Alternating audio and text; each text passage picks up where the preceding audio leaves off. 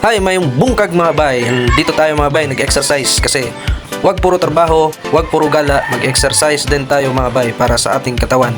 Kung mahal mo ang pamilya mo, mahal mo sila, mahalin mo yung sarili mo mga bay. Dapat hindi ka magkakasakit.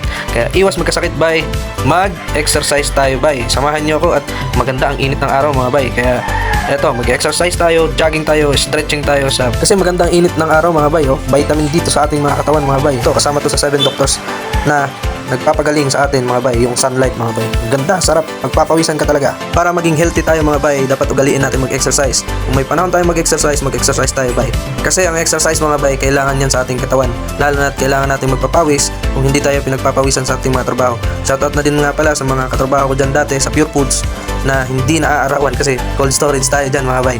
Shoutout nga pala sa mga pamilya ko sa ibang lugar at mga katrabaho ko ngayon sa BMC at mga dating katrabaho sa Pure Foods. Mga bay, kamusta na kayo dyan? Ingat kayo lagi. Kung may time kayo mag-exercise mga bay, mag-exercise kayo kasi para iwas tayo sa sakit mga bay.